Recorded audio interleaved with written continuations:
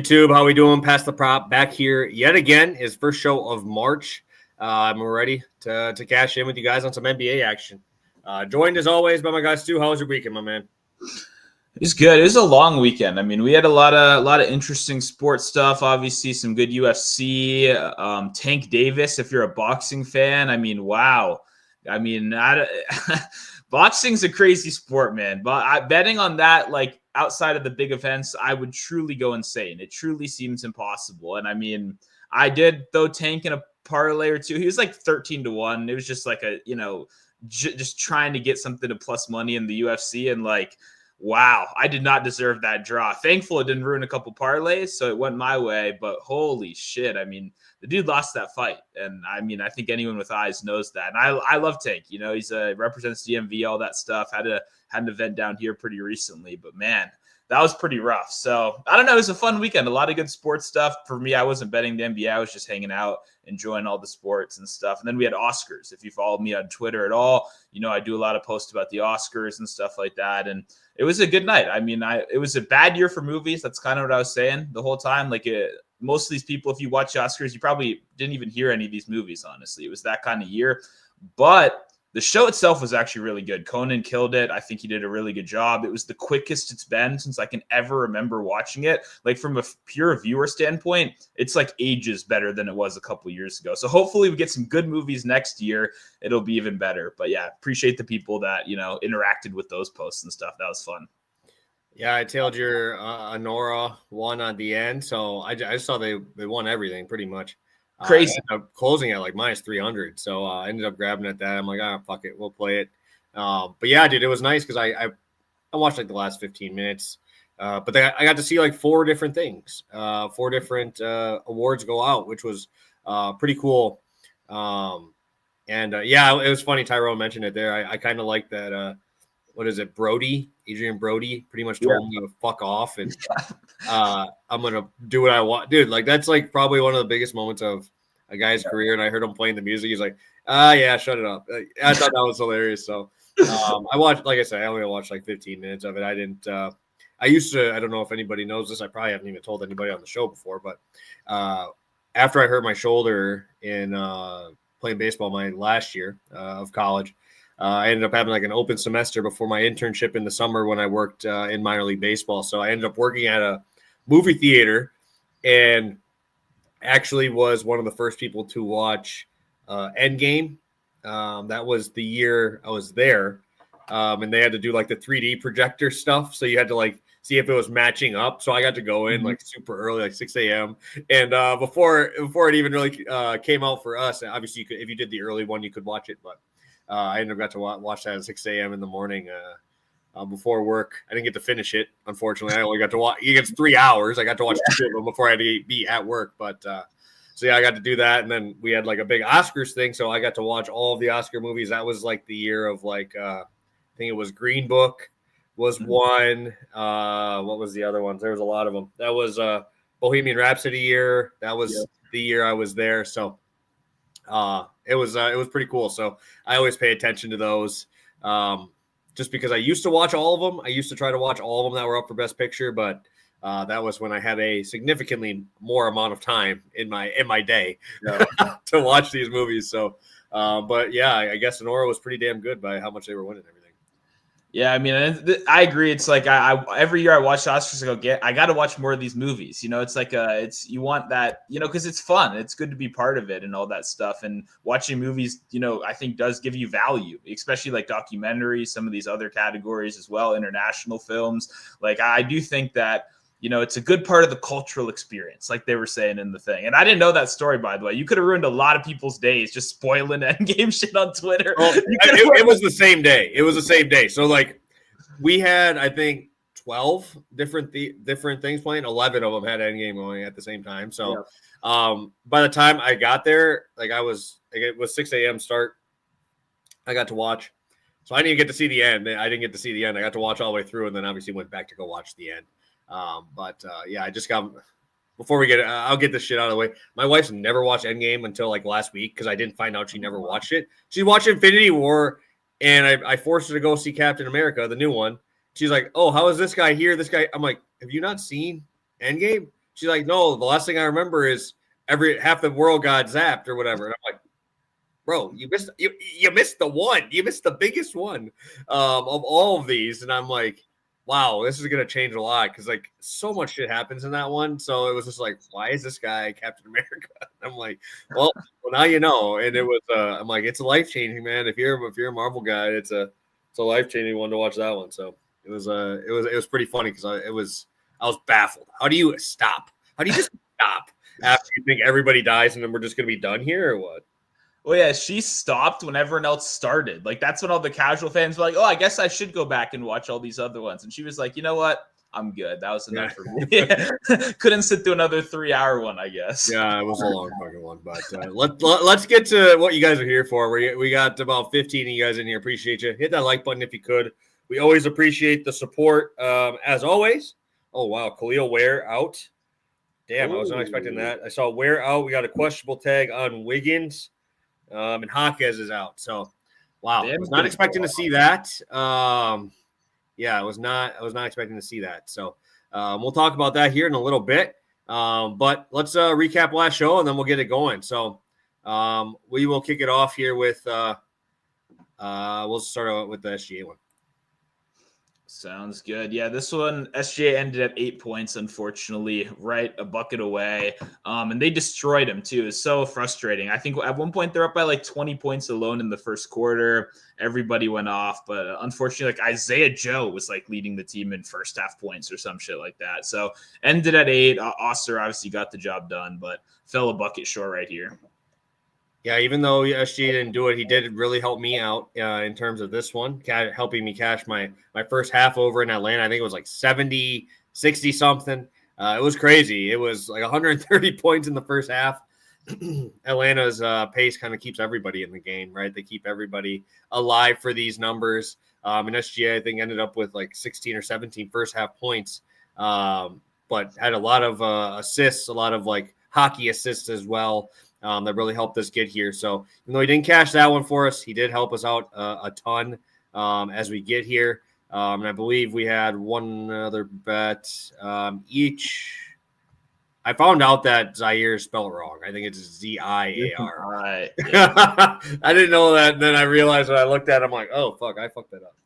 This guy, I was having a great Friday night, just had to put this one in the past. Didn't want to linger too much. But if this was like a Wednesday night slate, this would have been like the biggest crash out of the year. Like this, he played 10 minutes for no reason. He wasn't injured. It was nothing like that. He just had his best game, one of his best games of the year before that. And they're playing guys I've legitimately never heard of. They ran the full bench in the first half. I mean, I don't even know, man. I don't even know what to tell you. Like, I think it was close too, wasn't it? It was not a blowout. Yeah, no, it wasn't. It was he came back in the second half and played the first like 2 minutes. He wasn't even benched for the second half. He started it, played like 2 minutes and didn't play for the rest of the game. Like, I don't even know what to say. I mean, it was easily the weirdest rotation I can remember of the year, probably in like a long time. And there was no explanation besides they asked him after the game. And he went, I don't fucking know. Ask the coach. I didn't do anything wrong. So I was like, oh my God. Like, I don't know. That was, just a shit show. He even hit a 3 in the first minute. He played the first 5 minutes, hit a 3, and they were like, fuck you, you're out for the game. Like, he didn't even do anything in the game. I don't know what possibly could have happened that would have resulted in them playing these, whatever. Yeah, it is what it is. He lost, just never playing him again. Or I guess I don't know. The Nets. If like 5 guys are injured, then yes, because the Nets do things that like give you an advantage. Like, whatever. It's just fuck those guys. Fuck those guys. Lastly, shout out Jokic, man. That might have been the easiest cash of the year for me. I think he had like 35 or 34. It was pretty wild, dude. He didn't shoot in the first half, which I was like, hell yeah, dude. He had like, I think he had 11 assists in the first half, 7 rebounds. So this one was a fun one because you just get it done early. And shout out to the other centers that we had on the thing here, because I know you cashed in on your long shot. I don't even know if you remembered that, but shout out to Nas Reed for doing that thing. Yeah, what, 15 threes, 6 for 15, baby. We'll take that 10 out of 10 times. I talked about on the show. The guy had what, like 5 points the night before, 3 points the night before. Absolute shit show. And then gets a matchup that we're actually going to talk about in the long shot again for today's show. I mean, the team that allows the most threes in the league with no Anthony Edwards. I mean, like, this was the writing was on the wall right here. So shout out to Naz Reid. 15 threes from a center. I just can't get enough of it. Gotta love to see it. And yeah, got the job done for us. Saved my 0 for 2. You obviously did your end of the bargain, but it was nice to get bailed out here at the end by Nas. Yeah, dude, this was nasty. I think Trae Young had 10 assists in the first half and like 2 points. And then he closed with like 19 points and 12 assists. I'm like, God damn, dude, just give me a couple more, man. Give me a couple more. It would have been nice to get a double long shot cash there, but it is what it is. It is what it is. And I believe I had a small play on Durant as well. He had like 20 something. As always, just the same fucking thing. Just 25, 28 a night. Never more, never less. Worst long shot guy ever. But it is what it is. We move on. I believe we are now closing at 7.1 units after Stu's long shot win. Moves us to 20 and 17. Should be a good day today as well. We got one play each. So on days we do these, it'll be a little bit quicker. But if you guys have questions, we can get to all of them probably today.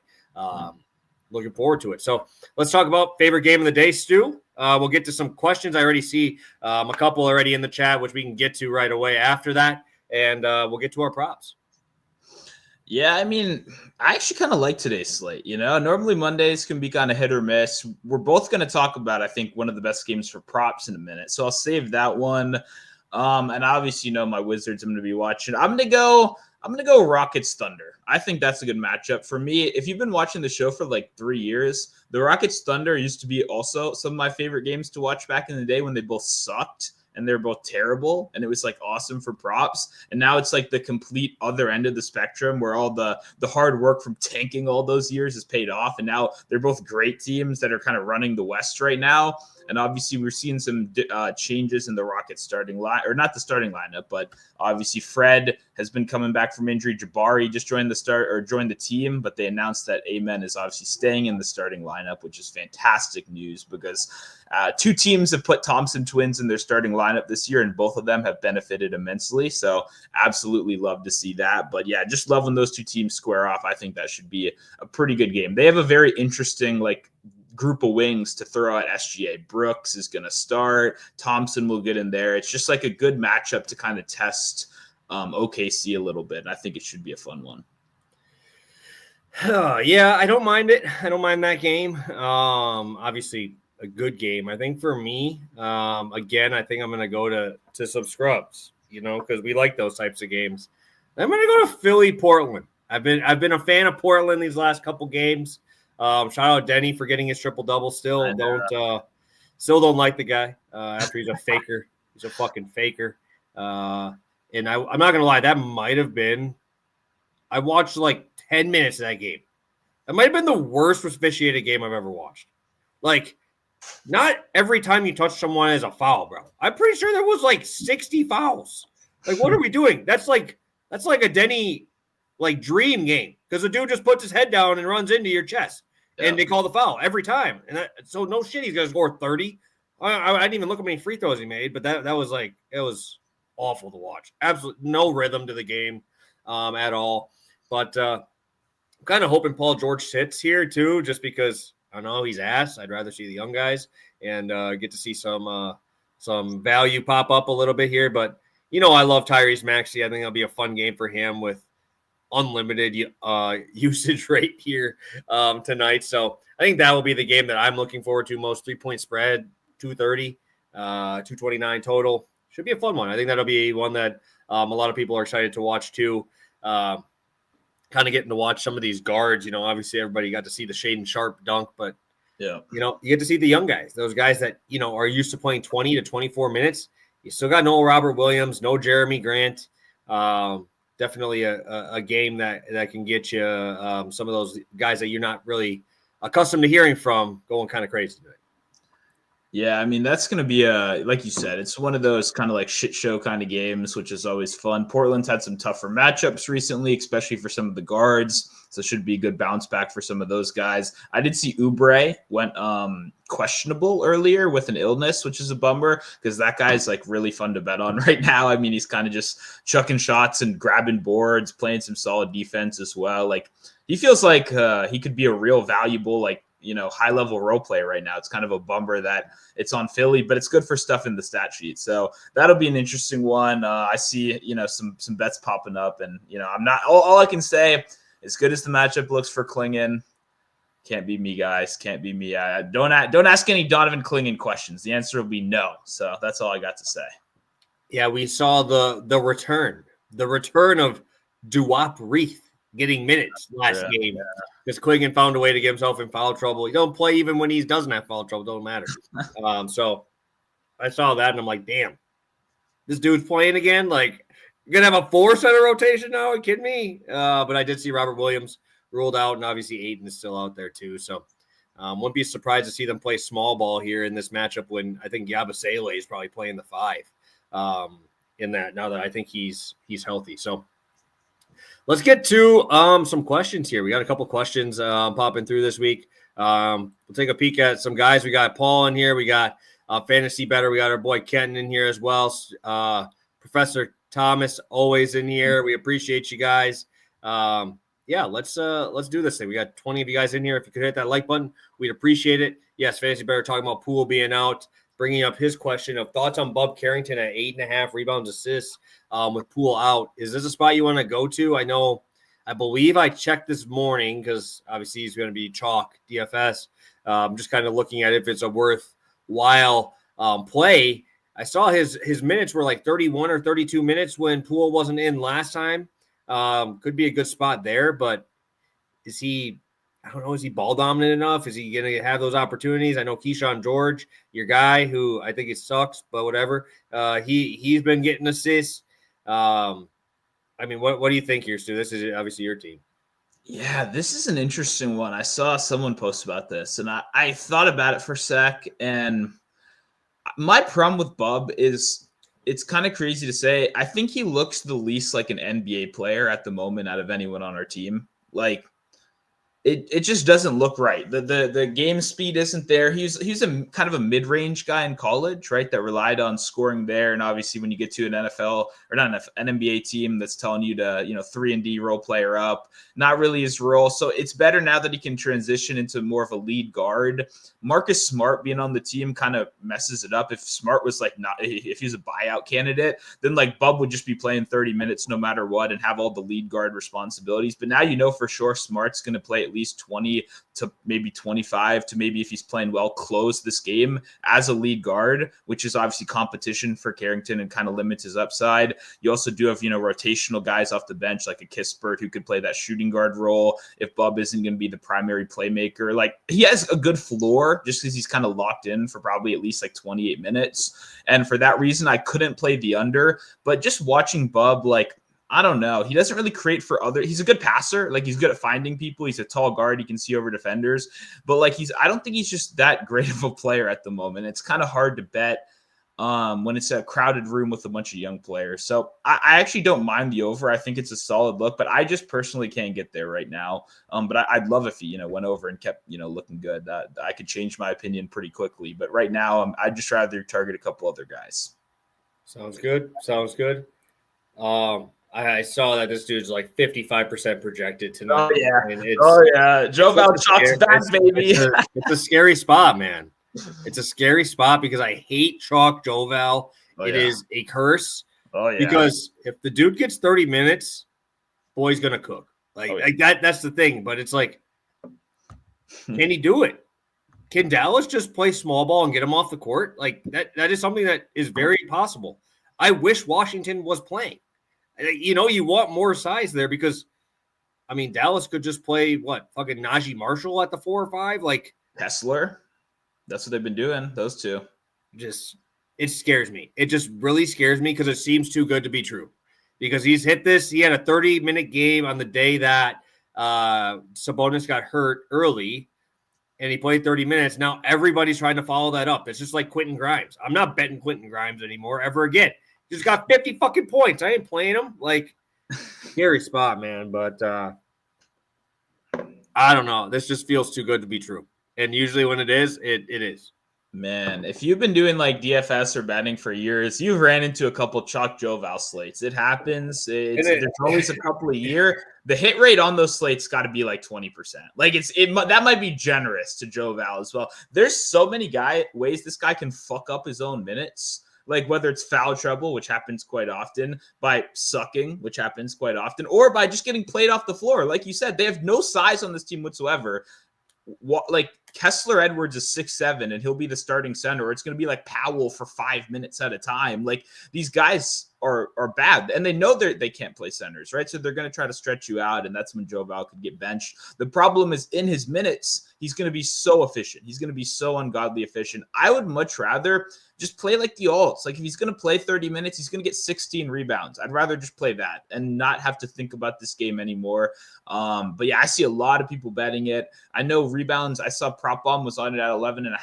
I bet since he's posted it with his influence, probably 13.5 by now. With how many people are talking about it, like it's just it's a number I'm not going to get to. I've been hit by chalk Joval before. It hurts. I think anyone that's been around the game knows it. And you know, with the team like the Mavs that have no center at all, I mean, you know, I don't know why you'd have to play big here. And I think that could be the death of Joval. So we'll see what happens. He could easily have 20 rebounds, and a lot of people look stupid, but it's kind of hard to bet it at this increased number right now.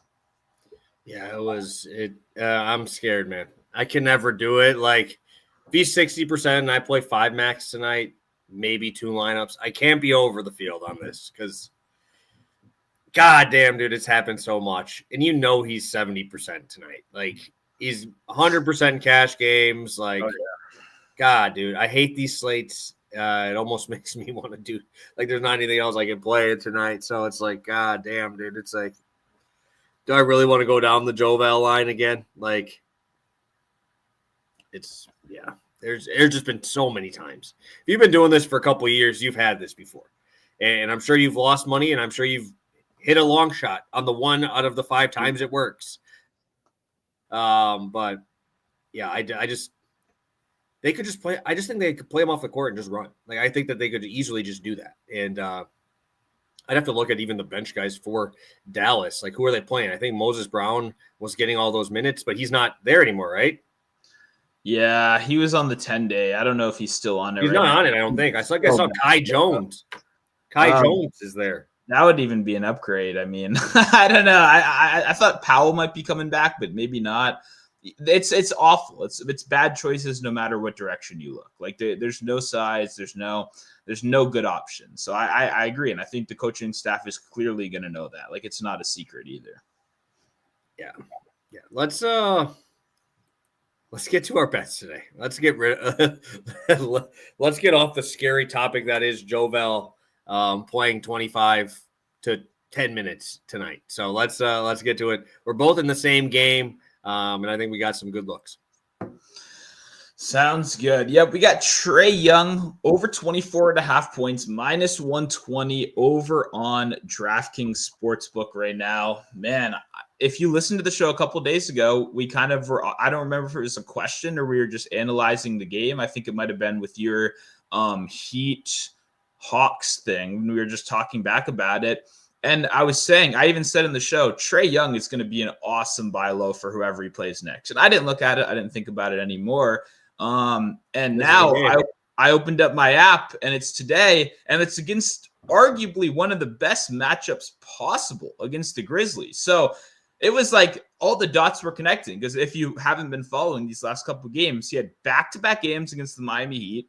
And then that was met with a trip to OKC after that, where he had to face some of the toughest guard defenses in the league, where they were just going to swarm him and force him to pass 24/7. Both of those teams aggressively blitz primary ball handlers. That's what their defense is built on. And not only do that, they have some of the best like sticky on-ball defenders in the league. So Trae Young has had brutal scoring matchups in 3 straight games to the point where it's almost so obvious that I almost didn't even think we'd get a buy low. Because if you remember in that first Heat game, the line was 26.5 points for Trae Young.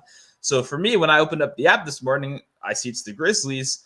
First thing, hell yeah. Second thing, okay, it's probably going to be 26.5. That's where I made the number. That sounds about right. And we did get the discount. They didn't pick up on it. And it reminds me why I love props so much, because even in some of the more obvious situations where it's a clear spot where he's coming off 3 rough games, he had 38 points in back-to-back games before that, by the way. It's not like we're on a long stretch of just, he can't hit shit. He's missing everything right now. No, he had some awesome games. He faced some terrible opponents, and now we get a bounce back with 2 of the fastest paced teams in the league. These are both top 3 pace teams. And really nobody on Memphis that you're like ungodly scared is some kind of awesome lockdown defender. Like Memphis is a good team, defense team. Jaren Jackson Jr. takes care of bigs very well, but this is just going to be pull-up city for Trae Young. Like when you look at it, I do see a lot of people playing points assist. I don't have any problems with that. Trae is one of the best passers in the league.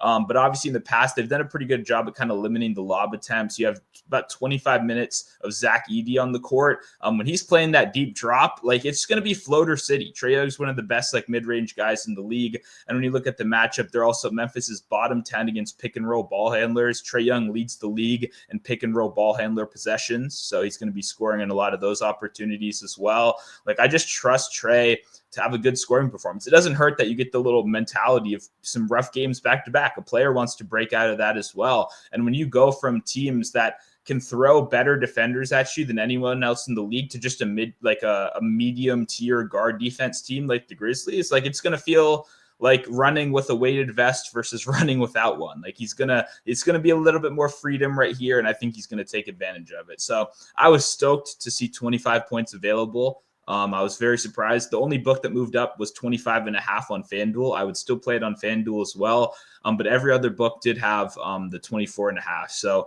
love Trae Young in this one. It feels like the perfect bounce back. Like I said, I kind of just called it out, just threw it into the universe on our last show, just, thinking anything's going to be better than these 2 matchups. And then, oh, great, we get 2 top 3 pace teams in the league. Let's run. Let's create those extra possessions. And they're going to be trailing. So Trae Young's obviously going to be forced to shoot a little bit in this one. So love the matchup. Love the price. Let's lock in Trae Young. Yes, sir. I'll be in the same game. Definitely always good with rolling with Trae Young. I'm going to be rolling with Desmond Bane in that same game. I think it's a 252 total.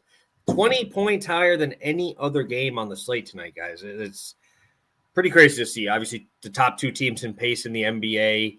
Obviously, Memphis's defense is significantly better than Atlanta, but that's not saying that much because Atlanta defense is just that bad. We did see John Morant at shoot around. I know he was questionable. So I did see that. I don't mind that. I think if anything, John Morant leads, or I believe he's second. Let me take a peek. Let me see. I believe he's second in the league behind the Trae Young in drives per game over his last 10 games. Maybe we see that go down a little bit. Maybe we see that tick down just because obviously he's playing a little bit injured and it's going to be an up and down affair. Maybe we see a little bit less minutes there. I know right now he's only playing like 30 to 32 minutes a game. Obviously he's coming off of some injury stuff, but Bane has been playing massive minutes, right? 36.5 over his last 10. He's actually in the top 20 in terms of drives per game over his last 10 with 10 plus, and Atlanta 10.3. Sorry, I don't know why I said 10 plus. That was stupid, but Atlanta third in terms of fouls per game. Memphis is number 1 in that category, but I think that's big for Bane because he is driving more. I think a lot of people think of him as just a spot up shooter, right? That he doesn't really have anything other parts to his game, but he's been really, really good, especially without Ja. But even with him, he's been really good. Obviously, averaging 18 points a game so far this year. In the month of February, we've seen his rebound numbers tick up to 7.1, averaging 20 points per game, and that's in obviously games that are not as fast as this one. And the reason why is over his last 10, he's got almost 12 rebounding chances per game here.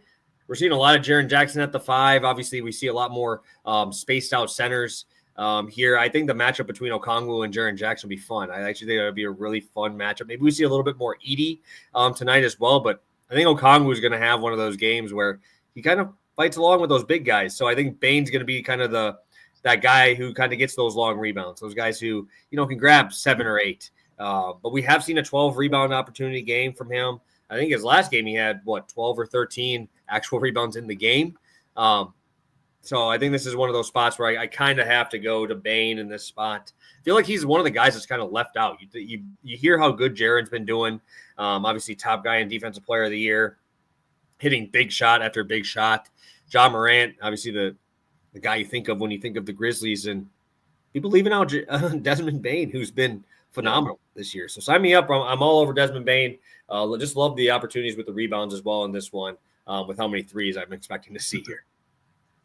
Yeah, I was going to say, it's always when you get a pace matchup like this, extra possessions, you're going to see a lot of threes, especially the bigs on the Grizzlies. Like that Aldama is playing a shit ton as well. And Jaren Jackson, like both those guys are primarily on the outside shooting. And they're both very switchable on defense, which means they're guarding on the outside as well. And what happens when you have all these guys guarding on the outside? It's a race for the rebounds. Everyone's crashing together, aggressively trying to get those boards. And that's going to benefit non-centers, right? The only time, like you said, when Edey's in, then it gets a little bit shaky. But also, I don't know. I hope Zach Edey plays a lot. I think Trae Young would, at any second Zach Edey's on the court, I mean, he's going to make him regret it. So I don't think they could play Edey that much. He'll be good in his minutes. If I were them personally, the only thing is if you're just getting cooked on the lobs all day long, like Capella off the bench or something like that, Okongwu in the starting lineup, like I could see it. But I definitely think that could be an exploited weakness for my props. So I'd love to see that as well. But I agree about your overall point. I think Bane's probably one of the most perennially underrated players in the league.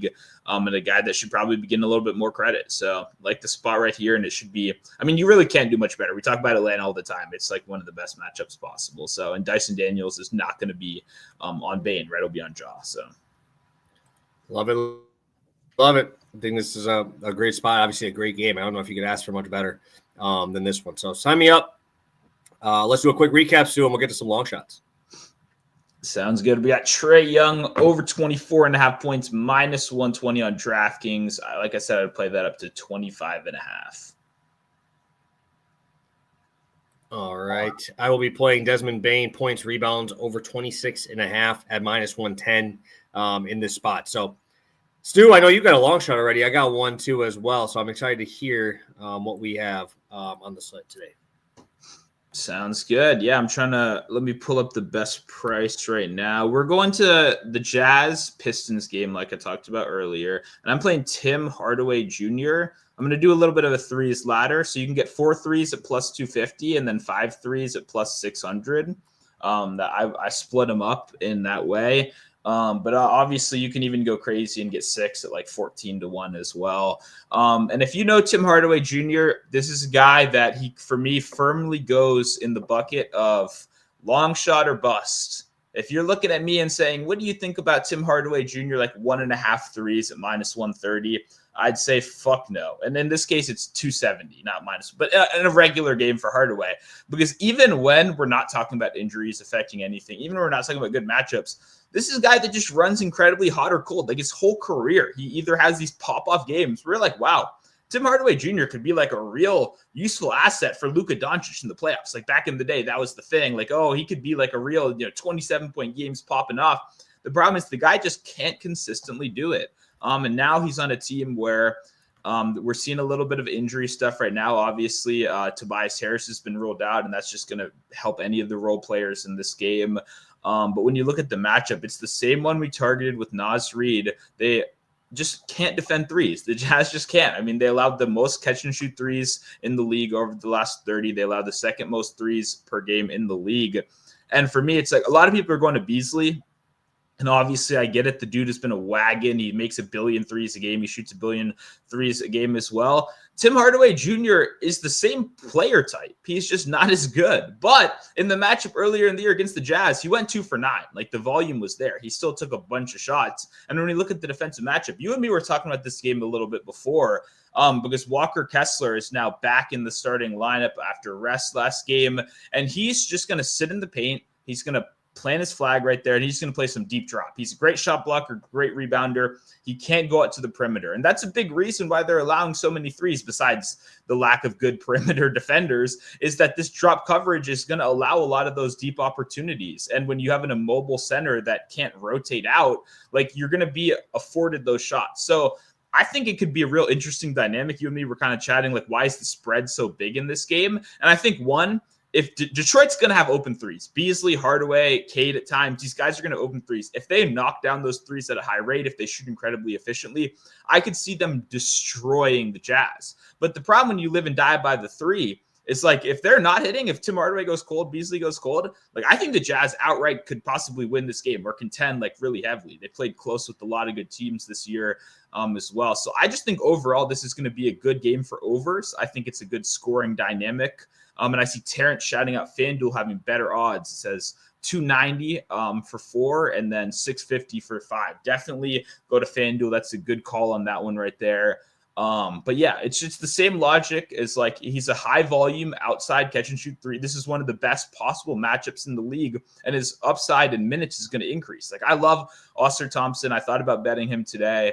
But also he scores most of his points in the paint. And like, if Kessler's going to be down there, that's kind of the one thing that they can lock down, and they're going to force those catch and shoot threes. And I think Hardaway is going to be a guy that benefits. So this was a pretty easy click. I know it's like an ugly name. I know he's inconsistent, but just look through the game log right now. It's literally 1 for 7, 2 for 7, 6 for 13, 1 for 5. Like the volume just shoots up. And when those first couple go in, he's letting everything fly after that. So I think he's a great guy for ladders. And yeah, we're targeting Tim Hardaway Jr. today. Let's ride.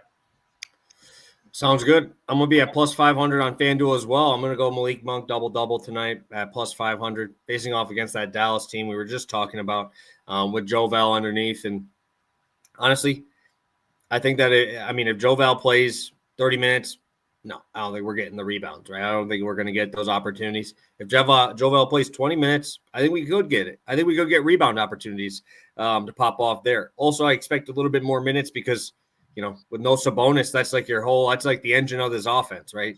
And DeMar DeRozan ain't out there doing anything but scoring, right? LaVine, I wish he would, but I think mostly he's been doing okay with the assist numbers, but Malik Monk has been the point guard of this team. So definitely could see assist numbers fly through the roof, especially with a guy like Sabonis, who is very, ball dominant in the high post to kind of get this offense rolling. But you got shooters, right? You got LaVine, you got Murray in those spots. And also Malik Monk over the last 10 games, top 10 in terms of drives per game. He's been really good at getting to the cup and, kind of kicking those out. If you want to look at potential assists, 12 potential assists per game over his last 10. Dallas, I ain't worried about that Dallas defense too much, especially with there's no bigs on this team. So I think this is a spot where, obviously I think this number plummets if Jovel gets in foul trouble or plays 20 minutes. I think this was like a plus 300 because you could obviously see a ton of rebounding chances for a guy like Monk. But also I think he could easily just do it with assists. So just having those opportunities, especially with a guy as volatile as Jovel here, kind of playing to that here and getting a little bit more of the volatility here in Malik Monk. So sign me up. I think plus 500 is a really good, really nice price. Yeah, and I think you probably – almost benefit more if Jovel does have a good game, because if Jovel's scoring, it's only going to be on assisted shots, or putbacks, like offensive rebound putbacks or shots created for him. And Monk obviously has a better shot getting here on assists than rebounds, just in general with his play type. So I feel like in theory, almost Jovel having a pop-off game is probably good for Monk because it means he's feeding him in the pick and roll, getting some easy dimes for him down there.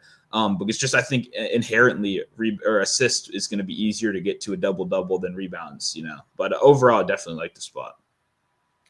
Yeah, this is I definitely like it, and that game should be interesting, right? Because there's a lot of guys that there's a lot of question marks in the air with all this stuff happening.